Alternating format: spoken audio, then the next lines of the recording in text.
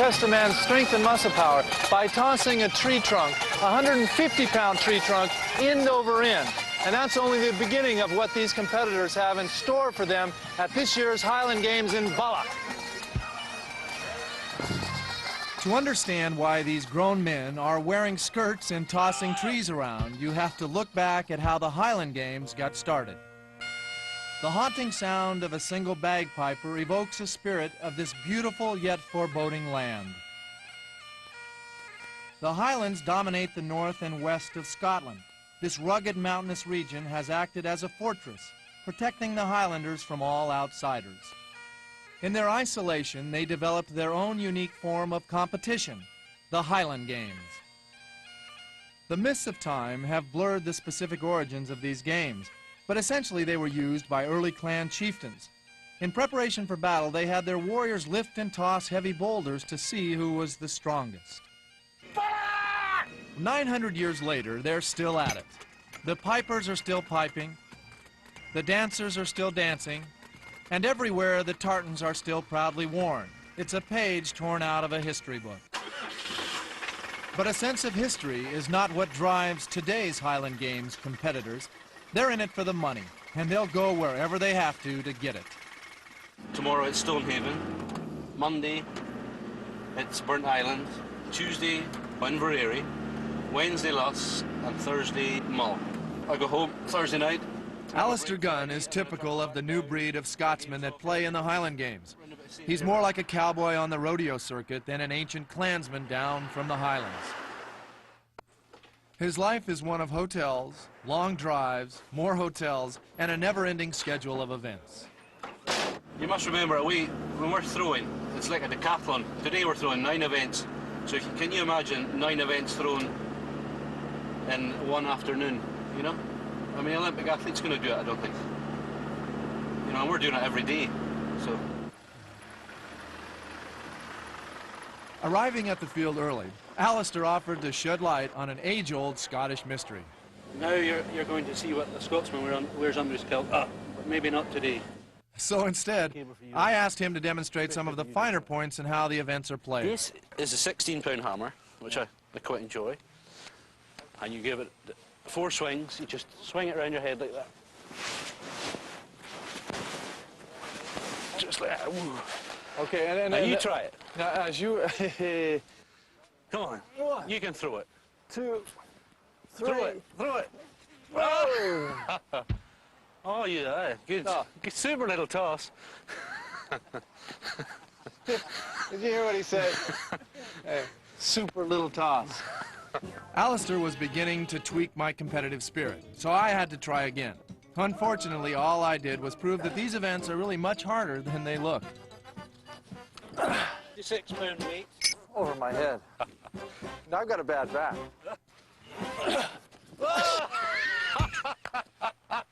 What did I tell you? Watching the Highland Games is much like being at a 3-ring circus. Everything is happening at once. Different events are taking place everywhere. There are foot races,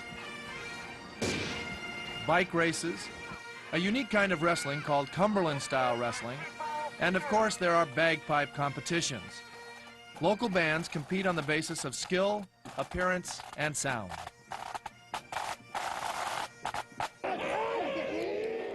These games also have one of the most serious tug-of-wars you can imagine.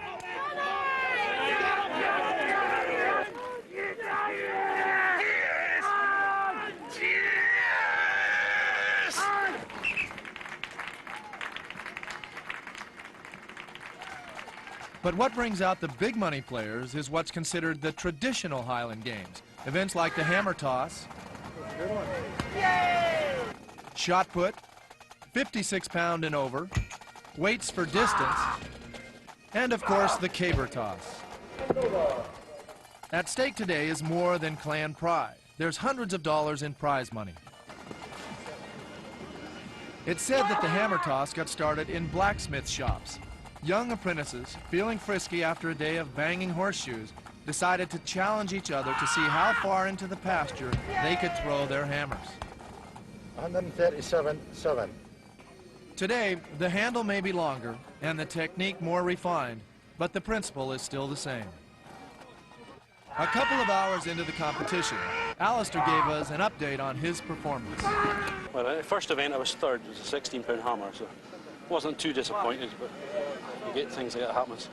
The next event was a 22-pound hammer, which I was first. It was only a foot or two in front of the next guys, so I was happy with that. And then the next event was a 28-pound weight for distance, which I won by 5 feet easily.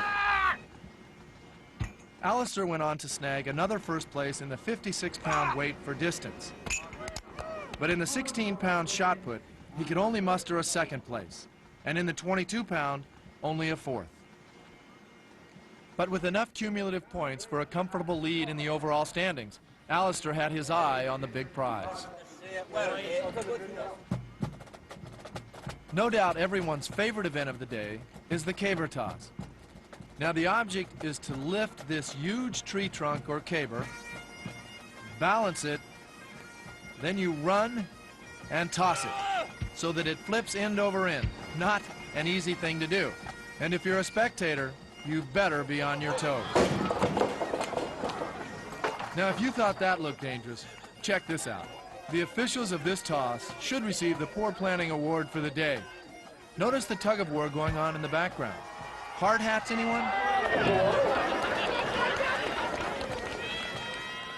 The origin of the caber toss goes back to the days when Highlanders working in the forest needed to float trees downriver to the sea. The ability to toss the logs into the river became a unique skill, and soon early Scotsmen were challenging each other to see who could throw the furthest.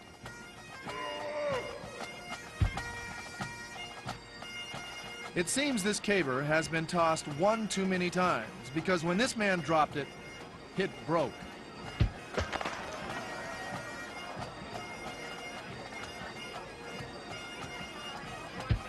This caused a bit of a problem for Alistair, since he hadn't quite qualified for the final event. So you didn't have a fair throw, but now do you get to go into the finals? Yeah. Why? Because you... I argued with him. That works sometimes. Good luck. At the Highland Games, what really separates the men from the boys is the heavyweight caber toss. But on this day, it seems like everyone forgot to eat their Wheaties.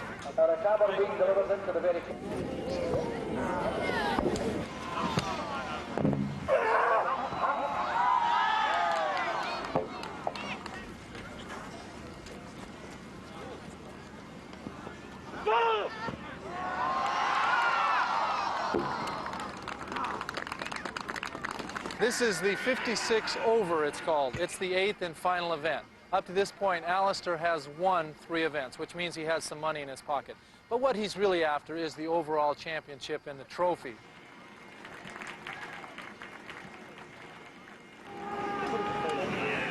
At the lower heights, Alistair is able to breeze through. But as the bar inches upward, fewer and fewer men are able to keep up. With the bar at 14 feet 6 inches, even Alistair could go no higher.